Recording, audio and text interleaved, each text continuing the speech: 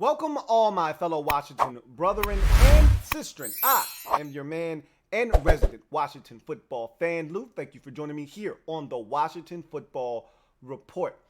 Gonna give you some training camp coverage periodically throughout the days, throughout the week, leading up to the season. Now that they have pads on, there are real things to report from training camp, how guys looked throughout the day, who was running with the 1's, injuries, things of that nature. So I feel like it's my duty now to give you guys a little bit of analysis. There's a lot of information out there, not the normal amount that we would be getting because there would be more media members, more actual coverage of the team. But that notwithstanding, I still am getting information, and the information that I do get, I'm going to relay it to you guys. You probably already know all of these things because you're following the team just as closely, if not closer than I am.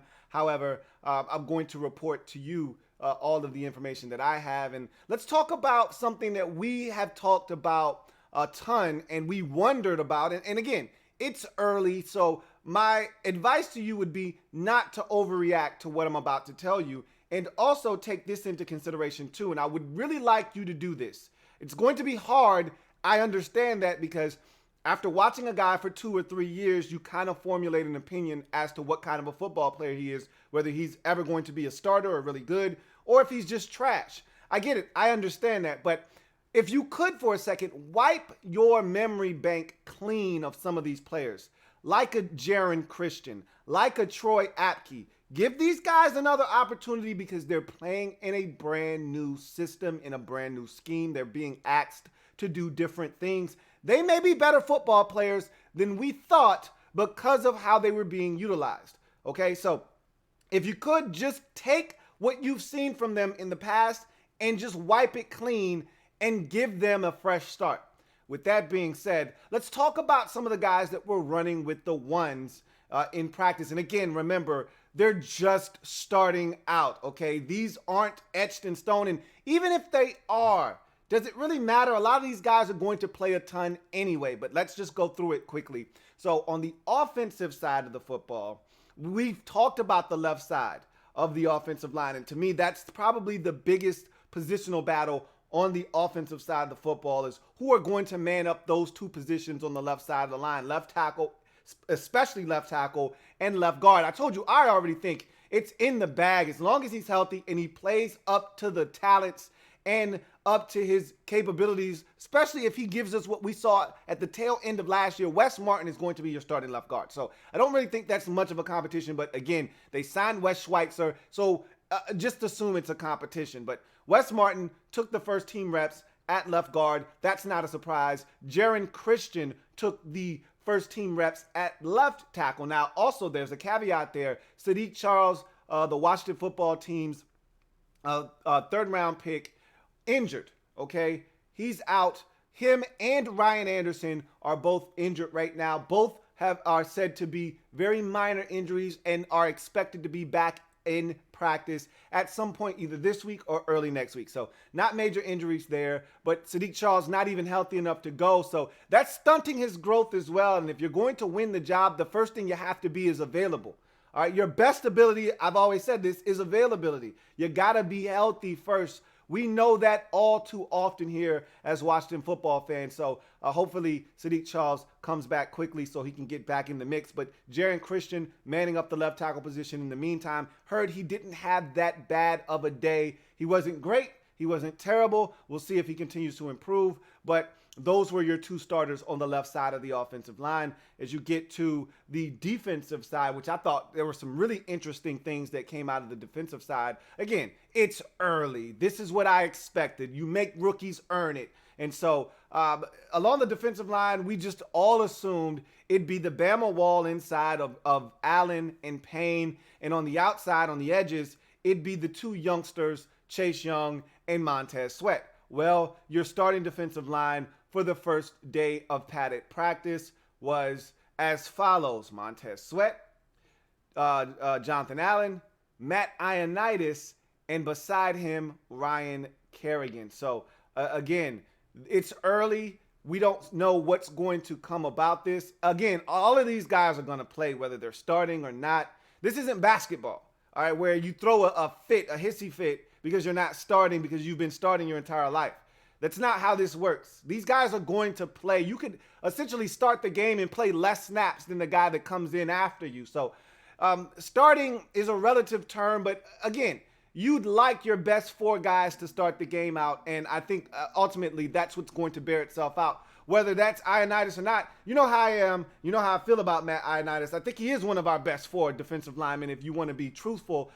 Is he substituting the right guy out of the lineup? I don't know. We'll see. Bottom line is that's how they decided to go with the first team reps early on in practice. We'll see how that progresses if they start rotating guys in and out. I surmise that we'll hear later on in the week that Chase was running with the 1s and Payne was running with the 1s. So I'm not reading too much into that right now. As we get later into training camp, as we get closer to the season, if that's still the 1s that they're running with, then you start to think to yourself, all right. And like I told you before, I told you this way earlier in the process, and I still think Chase Young's going to start, that it wouldn't shock me if they made him earn it. Remember, I told you, I said it wouldn't shock me if they made Chase Young earn it and he didn't start until week 3 or week 4. But I don't see that happening. He's too physical of a presence. We all saw the video that went somewhat viral, semi-viral yesterday of him tossing that offensive tackle aside in one-on-one drills. So, again, there's only a matter of time before this guy's in the lineup and is a fixture and isn't going anywhere. And I think that's sooner rather than later. I think it's before week 1, as a matter of fact. But we will see. But the bigger surprise for me wasn't anything that happened up front in the front 7. And just reporting on the linebackers quickly, they're subbing guys in and out. So there wasn't really a true 1s at linebacker. They were subbing those guys in and out like crazy. I told you what Rivera said about the linebacker position. Cole Holcomb is a guy that is going to be a fixture. I think Reuben Foster, they're going to work him in slowly, but they like him as well. But they were just rotating those guys in and out. So not a lot coming from the linebacker position right now. But the bigger surprise for me was safety. Remember, the Washington football team signed Sean Davis in the offseason. We just assumed, they're going to pair him with Landon Collins and see how that group works, that duo works in the back end. Well, Troy Apke, not Sean Davis, took the first team reps at safety. We'll see if that changes. Maybe Sean Davis gets the first team reps today. Again, I'm thinking you're going to see them rotating those guys in and out just to see what they have. But again, Troy Apke is a guy with a ton of talent and athleticism. The question is, can this group get it out of him? Because the last group was incapable of doing so. A lot of you like to rag on Troy Apke, but the guy has a lot of things you can't teach, and either you can or can't do it at this level. It doesn't matter how fast you are, how athletic you are. Can you actually digest the defense, be where you're supposed to be, when you're supposed to be there, and make plays? We'll see if he's going to be better equipped to do that with this next group of coaches. But I can tell you this much. He was with the first team.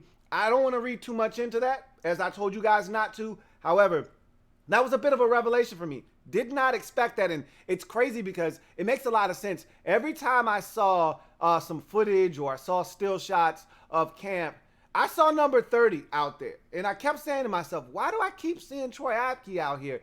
That's why. Now, I don't know if there's anything wrong with Sean Davis. Haven't heard that anything was wrong with him. Don't know where he is on the totem pole, depth chart-wise, how they feel about him. But Troy Apke right now getting first-team looks, and so he was the guy playing mainly beside Landon Collins during the first-team reps portion of practice. So that's something to keep an eye on as well. So I saw a lot of good things from the little bit that I did see.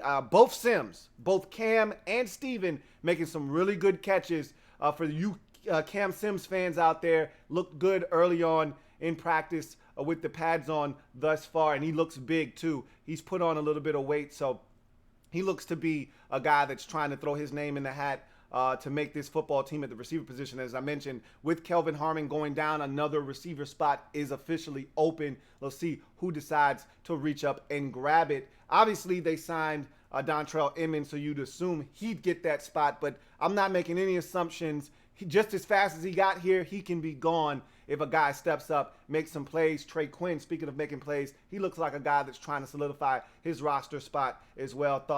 I thought he did some really good things in camp as well. So, and Richard Rodgers was the guy that I saw making some catches out there at the tight end position. I did see one diving stab from the ex-Virginia Tech product. So that's a good thing. But again, tight end is another one of those positions we'll be keeping an eye on. But they were rotating those guys in and out. Saw a lot of sprinkle me, bitch. Sprinkle me. Saw a lot of him out there as well. So it'll be interesting to see how they continue to rotate those guys. But as we all know, that position right now is one that we're not as excited about. And just as a side note, and I know a lot of you guys don't care, and I told you I was closing the book on this, but man, I'm glad we got out of the Derrius Guice business when we did. Seems like everything's going downhill for him. I wish him nothing but the best. I hope he gets his act together and gets his life back on track, but everything around him is crumbling at this moment. And you know how it goes. When it rains, it pours. And once one comes out,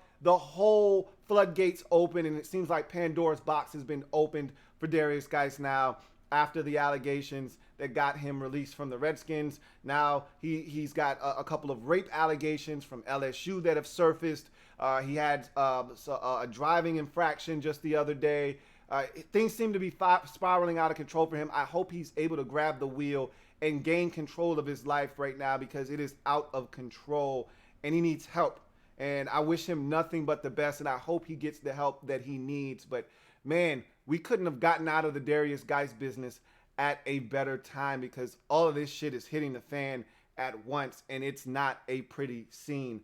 Hopefully he gets his act together, but that's nor here nor there. At the end of the day, we'll continue to talk about Washington football team training camp. I'll keep giving you updates as they come my way, so you guys stay tuned to the Louie T Network. And obviously Thursday night we'll be here live for the Washington Football Report live. So I'll see you guys then, unless something else big happens and breaks. I'll see you guys on Thursday. Join me for the Louie T Network podcast. I'll be live on Wednesday, so hopefully you'll be able to join me then. Friday again as well, so looking forward to seeing you for that too. But in the meantime, I am a Washington football fan, etched in burgundy and gold. My Washington spirit would never die. Washington spirit would never fold. Until we meet again, hail to our beloved Washington football team. Until next time, you guys stay safe, stay up, and make sure that you subscribe, like, and share this video if you haven't already done so. Tell a friend, tell a family member, tell whomever about the Louie